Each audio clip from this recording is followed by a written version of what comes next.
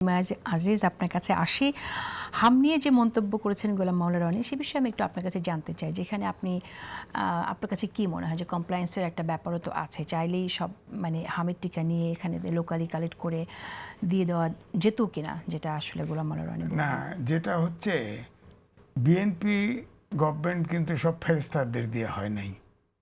আপনি অপরাধ করে গেছে তার বিচার করবেন না, তা তো হবে না। দুদকের ভিতরে চিফ অ্যাডভাইজার সহ অনেক অ্যাডভাইজারের আপনার অভিযোগ পড়েছে, এবং নামও জানি, ব্যারিস্টার সারোয়ার সাহেব মেজর ছিল, সে নিজে বাদী হয়ে মামলা করেছে। তারপরে এটা তদন্ত হয় না কেন? তদন্ত হয় না কেন বলেন আপনি? এখন যে তাকে চিনলাম না, গ্রামীণ ব্যাংক থেকে এনে বসায় স্বাস্থ্যমন্ত্রী বানাই দিছে, সে ঠিকানা কিন্তু ছাত্রদের কথায় তো চুরি ঠিকই করছে।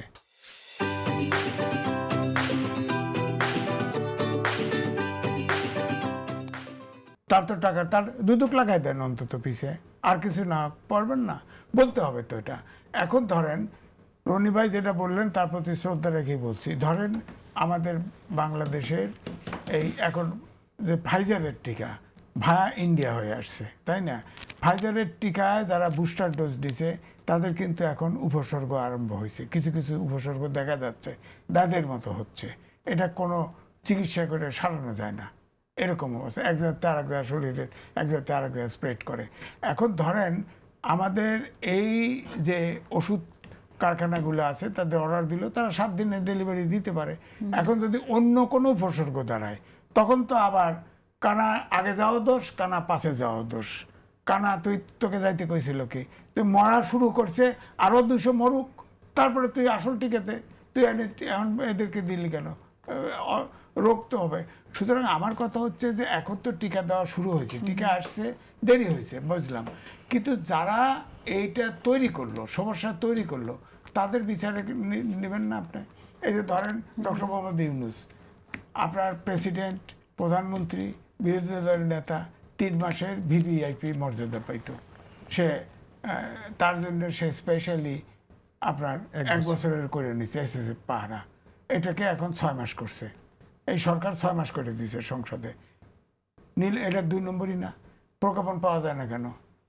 এই প্রজ্ঞাপন গায়েব করে দিছে, বিজি প্রেস থেকে প্রজ্ঞাপন ছাড়িয়ে দিছে, দেখছে হায় হায় এত গোপন রাখা লাগবে, গায়েব করে দিছে। প্রজ্ঞাপন নাই, কোথাও নাই। কিন্তু আমার কাছে 2টা প্রজ্ঞাপন আছে, আগেরটাও আছে, পরেরটাও আছে, আমার কাছে আছে। সে 1 বছরের নিচে, এখন তার 6 মাস হলো। আপনি 6 মাস করে সেই প্রজ্ঞাপনটা জারি করলো কিভাবে? গোপনে, গুপ্তভাবে। কেন সে এই প্রজ্ঞাপনটা যায়? তাকে জিজ্ঞেস করছে একবার? সে প্রধান উপদেষ্টা হয়েছে, এটা কি? হে কি প্রধানমন্ত্রী নাকি? সে কি প্রেসিডেন্ট নাকি দেশের? প্রধান অন্তর্বর্তীকালীন সরকারের প্রধান। সে কি বিচারের ক্রিমিনাল কেস অর্থাৎ ফৌজদারি অপরাধ করলে কি সবাই মাপ পাবে? তাকে জিজ্ঞাসাবাদ করা হয় না কেন? আমি তো মনে করি যাদের বিরুদ্ধে অভিযোগ দুদকে আসছে তাদের সবার আপনার তদন্ত হওয়া উচিত। দোষী হলে ফৌজদারি অপরাধে যা অপরাধ হয় তার শাস্তি হবে। অপরাধ যদি প্রমাণিত না হয় সে নির্দোষ হবে, সমস্যা নাই। আর আমি কিন্তু কোনো জায়গাতে, কোনো সেক্টরে এখন এই ইউনূস সরকার থাকার পরে এনজিওর সাথে যার সম্পর্ক আছে তাদেরকে আর আমি কোনো মনে করি না, দেশপ্রেমী মনে করছেন না। আচ্ছা, সেই আলোচনায় আসছি, তার আগে একটু বলেন যে আমরা তো হুমকি নিয়ে, ঝুঁকি নিয়ে কথা বলছি, গোপনে যারা রাজনীতি করছে তাদের নিয়েও কথা হচ্ছে এখানে। তো প্রধানমন্ত্রীর সতর্কতার বিষয়ে আপনার কাছে কি মনে হয়, যে প্রধানমন্ত্রীর নিরাপত্তার বিষয়ে আপনি কি মনে করেন যে আরও সতর্ক হওয়া উচিত? না, অবশ্যই। একটা দেশের প্রধানমন্ত্রী, অনুন্নত দেশের প্রধানমন্ত্রী, যে দেশে গুপ্ত সুপ্ত রাজনীতি চলে, যেখানে আন্ডারগ্রাউন্ড রাজনীতি, একটা অংশের স্বাধীনতা চায়, এরকমও আছে, সে দেশে তো সতর্কতা থাকতে হবে, সতর্ক থাকতে হবে। তিনি যে টিম নিয়ে চলেন, এটা তো আবার ব্যক্তিগতভাবে সমালোচনা আমি করছি না, যে চেহারাগুলি দেখি, এই চেহারাগুলি তাকে রক্ষা করতে পারবে না।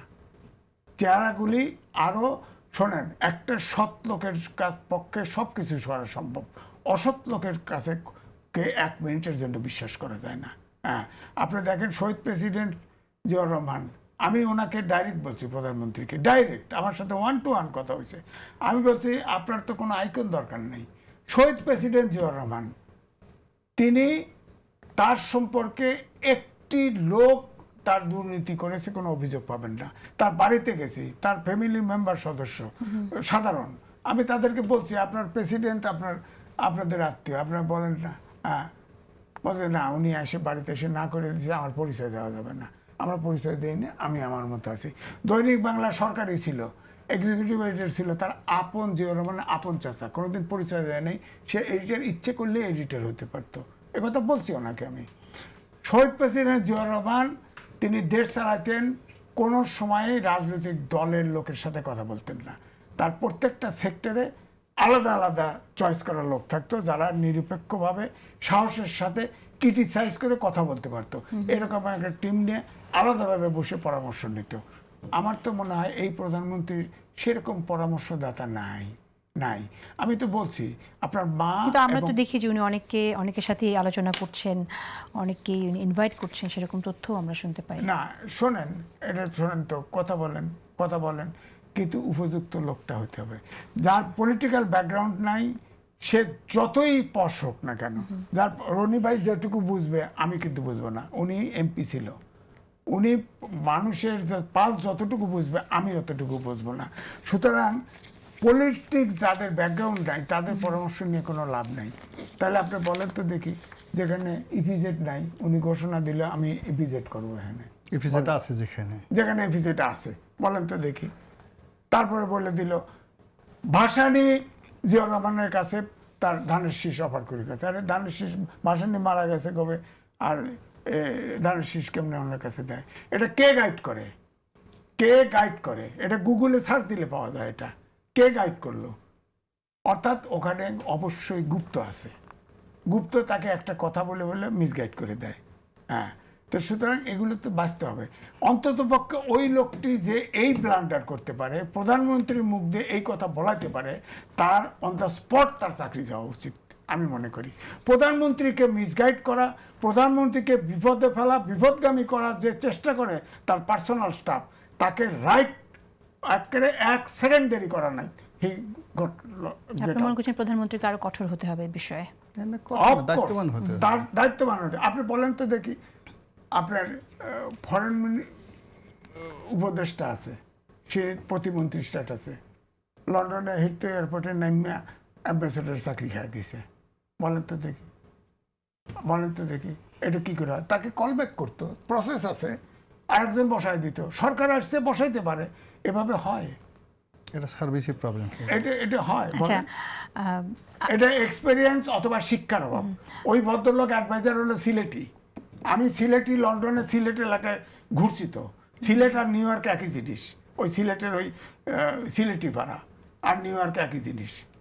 তো সুতরাং আপনি তারে প্রতিমন্ত্রী বানায় দিয়েছেন, তো এরকম অপমান তো হইতে হবে আপনাকে, দোষ তো নিতে হবে আপনাকে।